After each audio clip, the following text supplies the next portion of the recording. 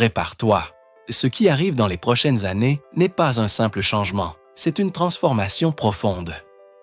D'ici 2025, le monde entrera dans une phase de turbulence extrême. Tu assisteras à un chaos politique, à des déséquilibres économiques et à des tensions géopolitiques d'une ampleur que l'on n'a pas connue depuis des générations.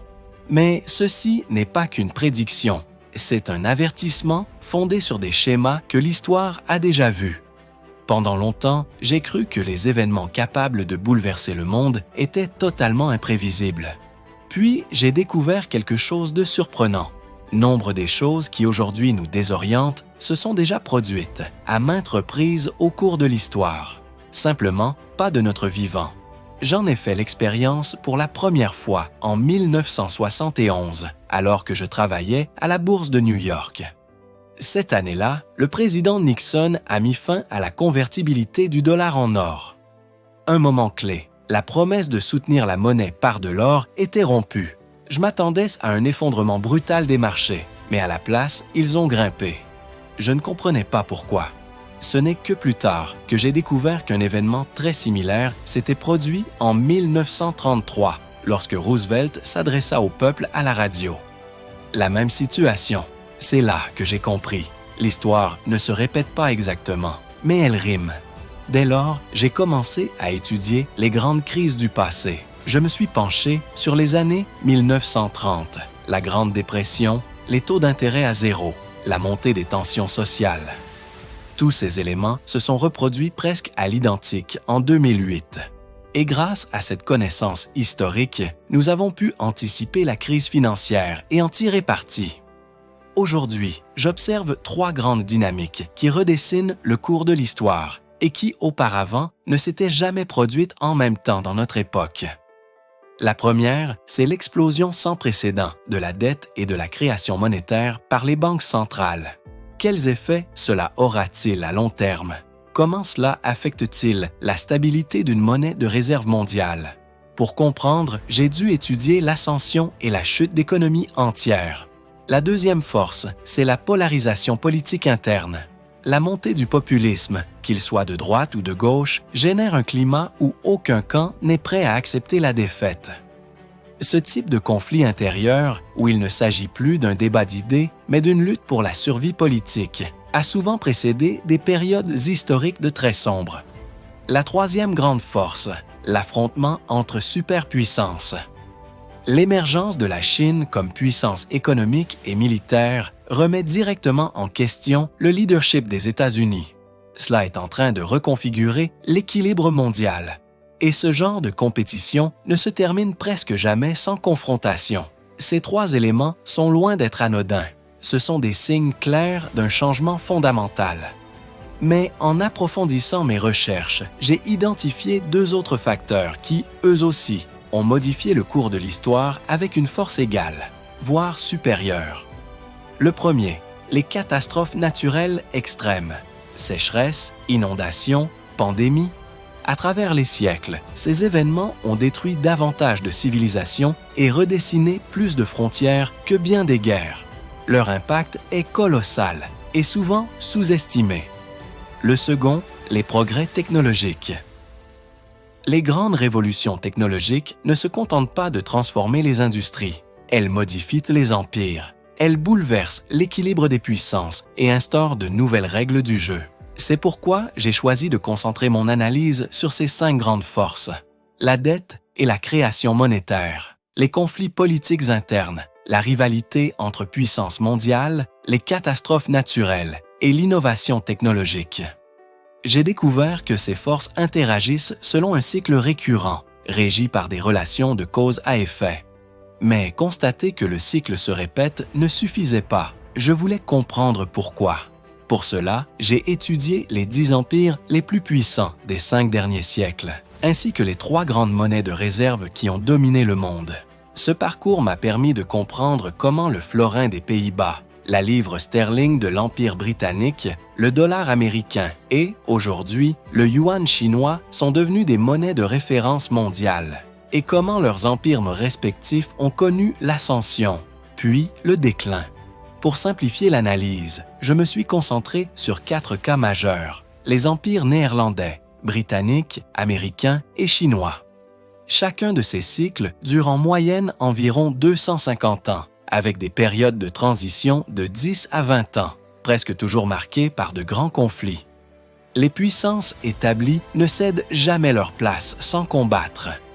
L'histoire l'a démontré à maintes reprises. Mon étude s'est appuyée sur 8 indicateurs clés: le niveau d'éducation, l'innovation technologique, la compétitivité mondiale, la production économique, la part dans le commerce mondial, la puissance militaire, la force des centres financiers et la stabilité de leur monnaie en tant que devise de réserve. Ces variables permettent d'évaluer la puissance réelle d'un pays, son évolution, en déclin ou en ascension, et son influence sur l'ordre mondial. Le cycle typique commence souvent par une guerre majeure, qui redéfinit les rapports de force globaux. Ensuite, une période de stabilité et de prospérité s'installe. Cette paix inspire la confiance pousse à l'endettement, et l'endettement mène à la formation d'une bulle financière. Pendant cette période d'expansion, la monnaie de la nouvelle puissance devient dominante et s'impose comme la norme du commerce mondial. Mais au fil du temps, la prospérité se concentre entre les mains de quelques-uns. Les inégalités s'aggravent. Quand la bulle éclate, les gouvernements réagissent en imprimant davantage d'argent pour éviter l'effondrement. Mais cette solution aggrave souvent les tensions sociales. Cela aboutit généralement à une forme de révolution ou de guerre civile, parfois pacifique, parfois violente. Pendant que l'Empire tente de gérer ses crises internes, d'autres puissances gagnent en influence. Et lorsque l'une d'elles devient assez forte pour rivaliser avec l'ordre établi, les tensions s'exacerbent et les conflits internationaux, souvent militaires, deviennent inévitables. De ces luttes internes et externes émergent de nouveaux gagnants, de nouveaux systèmes et un nouvel ordre mondial. Et ainsi, le cycle recommence. Lorsqu'un grand conflit prend fin, les vainqueurs ne se contentent pas de célébrer leur victoire. Ils s'assoient pour redessiner le monde. De cet accord naît un nouvel ordre mondial, et ainsi commence un nouveau cycle historique. La Chine s'impose comme l'une des grandes puissances de l'avenir proche. Si l'on observe la scène internationale, avec les États-Unis toujours dominants et l'Inde en pleine ascension, tout indique que le système international est en train de subir une transformation radicale. Il est impossible d'affirmer avec certitude qui sera le gagnant ou le perdant de ce jeu géopolitique. Ce qui est clair, en revanche, c'est que ce processus est en cours et il modifie déjà profondément l'équilibre mondial. Lorsque l'on se demande qui va tirer profit de tout cela, il est bon de se souvenir que, comme le disait Platon dans La République, les démocraties traversent des cycles. Et l'un de leurs plus grands points faibles a toujours été le désordre interne qui surgit en période de crise. Le capitalisme, lui aussi, présente des risques, notamment lorsque les écarts de richesse et d'opportunités se creusent.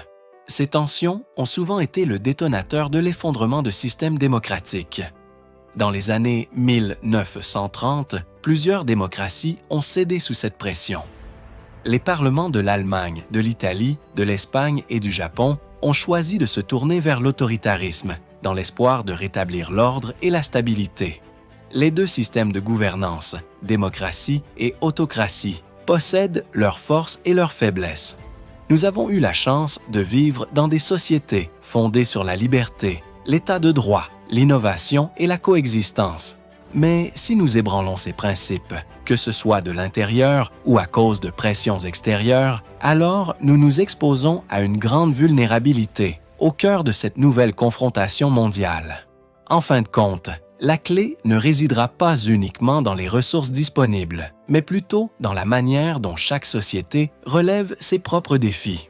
Nous entrons dans une phase qui va mettre à l'épreuve la résilience des systèmes politiques et économiques.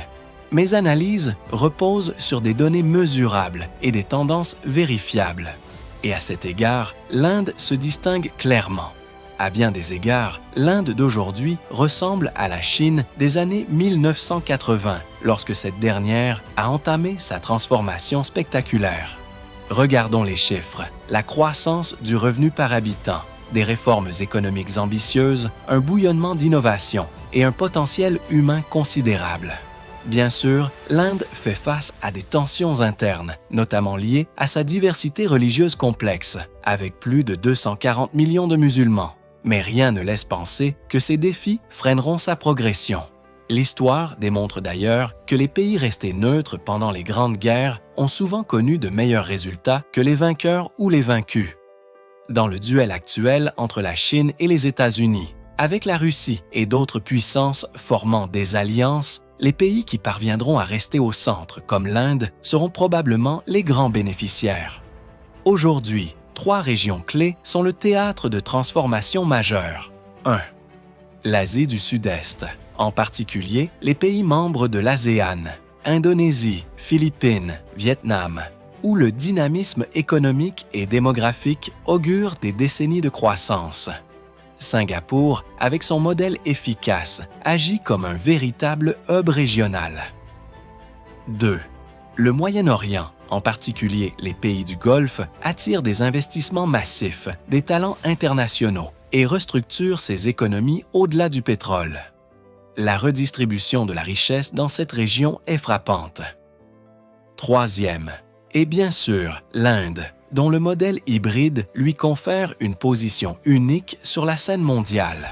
En matière de gouvernance, 2 grandes visions s'opposent.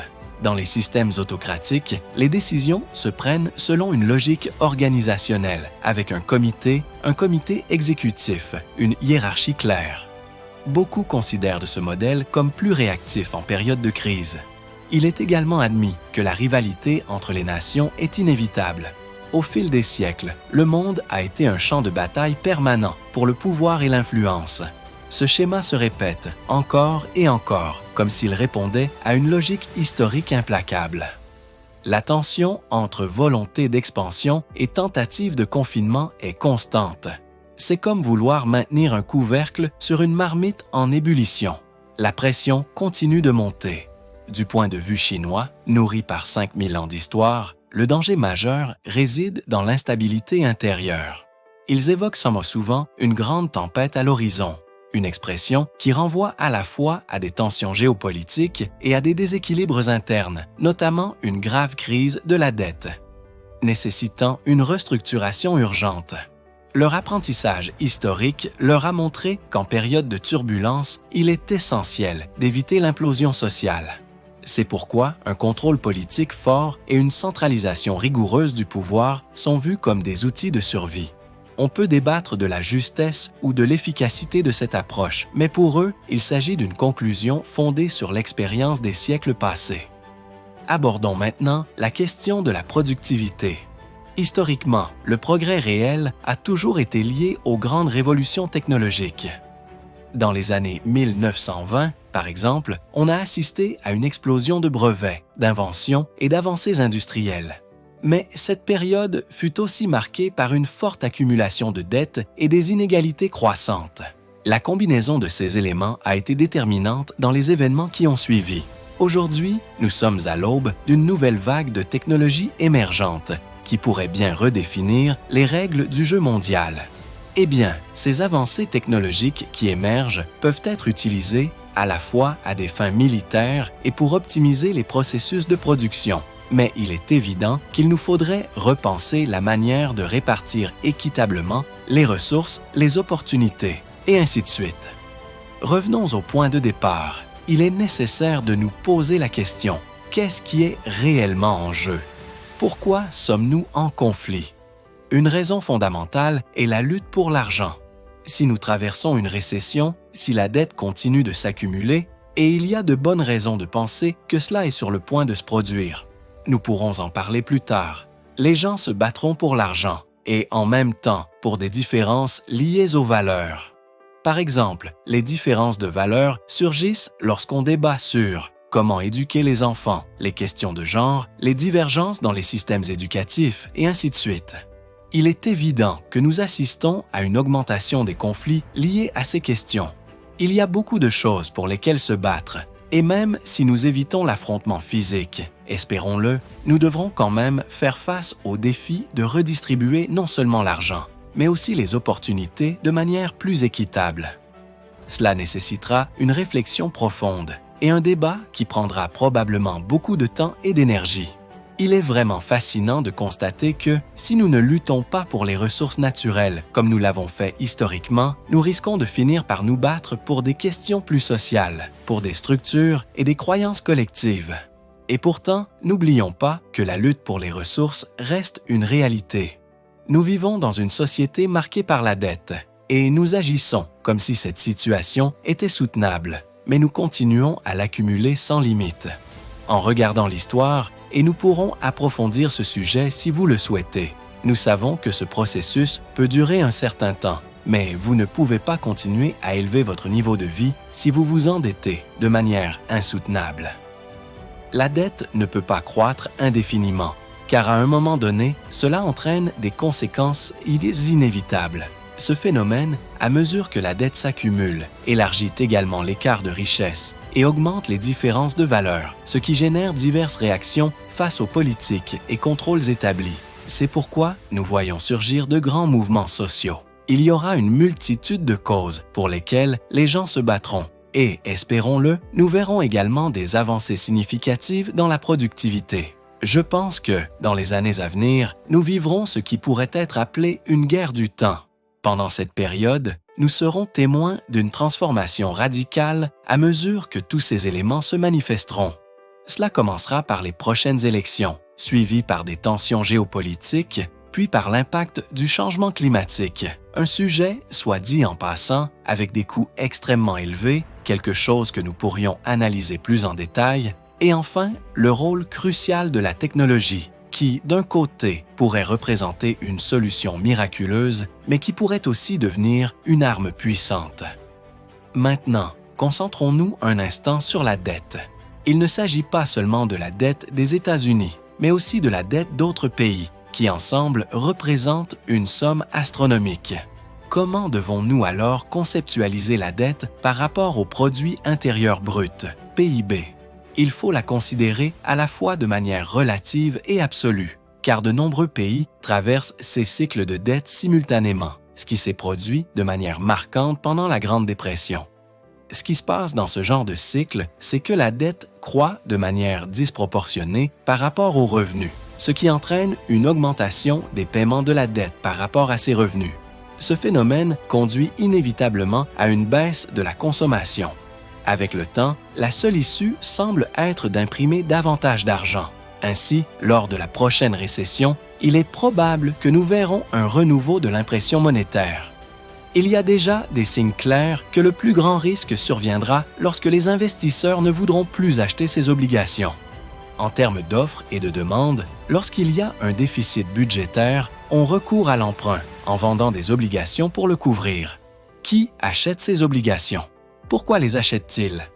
Les acheteurs le font parce qu'ils s'attendent à un retour favorable, mais lorsqu'ils réalisent que les rendements ne sont pas attrayants, ils peuvent commencer à vendre ces obligations, ce qui pourrait provoquer un déséquilibre sur le marché. Il y a environ 31 trillions de dollars en obligations, et la question est, qu'est-ce que les investisseurs chercheront à acheter à la place de ces obligations? Il est fort probable qu'ils se tourneront vers des actifs tangibles, comme des biens immobiliers, des actions ou même de l'or. L'or, comme toujours, reste considéré comme une valeur refuge, car, comme le dit le proverbe, l'or est le seul actif qui n'a pas de dette associée. Autrement dit, l'or a une valeur intrinsèque, et il ne dépend pas de la capacité de paiement de qui que ce soit, et il peut être transféré d'un pays à l'autre sans grande difficulté. D'autre part, certains pays seront plus avantagés que d'autres par ces changements. Par exemple, les États-Unis ont fait une grande partie de leur fortune pendant les guerres mondiales, en grande partie parce qu'ils sont restés en dehors des conflits, jusqu'à ce qu'il y ait des opportunités de bénéfices économiques. Il en sera de même pour d'autres pays qui sortiront gagnants de ce processus global. Mais pour réussir dans ce nouvel ordre économique, il est crucial de savoir dans quel type d'actifs investir et surtout dans quels endroits investir ces actifs. L'écart de richesse se creuse et la structure de notre économie y contribue activement. Je pourrais vous fournir d'innombrables chiffres à ce sujet, mais ce qui se passe vraiment, c'est que, dans les cycles économiques, le gouvernement assume la dette et distribue de l'argent. Le mécanisme est tel que l'argent circule plus rapidement que ce qui est perdu en revenus, ce qui génère un excédent temporaire. Mais à long terme, la situation financière des ménages s'améliore, tandis que celle du gouvernement devient de plus en plus endettée. C'est caractéristique de la fin d'un cycle économique. Il y a un déséquilibre dans la demande d'obligations et la Banque centrale intervient en achetant ces obligations, ce qui conduit à une monétisation de la dette.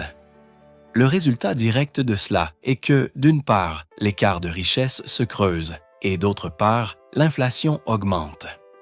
Les années 1920 aux États-Unis sont un exemple clair de ce phénomène. L'innovation et les progrès technologiques ont été abondants, mais la spéculation et la dette ont provoqué un effondrement économique. Il en a été de même pendant la révolution industrielle, lorsque l'excès de dette et d'inégalité a conduit à la panique financière et à la crise de 1907. Dans les années 1920, nous avons été témoins d'une époque de grande créativité, mais la dérégulation financière et les mauvaises pratiques ont provoqué la chute. Ce type de crise a un fondement commun. L'innovation n'est pas suffisante pour soutenir un système qui n'est pas équilibré. Le véritable problème réside dans le fait que, en tant que société, nous avons dépensé bien plus que ce que nous avons gagné. Si la technologie progresse autant, pourquoi continuons-nous à faire face à ces graves problèmes financiers? Alors, lorsque vous examinez la dette, demandez-vous, souhaitez-vous vraiment avoir cette dette? Voulez-vous être propriétaire de ce fardeau? Si les investisseurs commencent à rejeter cette dette, le système économique se déstabilise. Et lorsqu'on y ajoute le populisme, cela crée une situation particulièrement volatile, d'autant plus qu'il y a une menace extérieure à l'horizon. C'est un environnement économique extrêmement risqué. Dans ce contexte, les partis en présence ne céderont pas et elles lutteront sans relâche, ce qui obligera à réformer complètement le système. Je ne suis pas contre le capitalisme, mais il est évident qu'il a besoin d'une réforme structurelle. Le grand défi de fond est que le système économique actuel ne répartit pas bien les ressources. Par exemple, les coûts associés au changement climatique ne sont pas assumés par ceux qui génèrent réellement les dommages, et les inégalités dans l'éducation ne sont pas suffisamment abordées. En ce qui concerne l'éducation, le manque d'investissement public et le contrôle local génèrent des disparités qui perpétuent l'écart d'opportunités. Ce sont des problèmes structurels qui doivent être résolus. Il est certain que nous faisons face à plusieurs défis préexistants et la dette en est un des plus urgents. Mais tout n'est pas perdu et bien que les prochaines années soient cruciales pour définir notre avenir, ce n'est pas un destin inéluctable. Nous verrons comment évolueront les relations internationales, les transformations technologiques et les réponses aux changements climatiques, tout en essayant de gérer une dette croissante. Le cycle économique continuera et les progrès technologiques joueront un rôle clé dans les solutions. C'est ce qui se passe actuellement.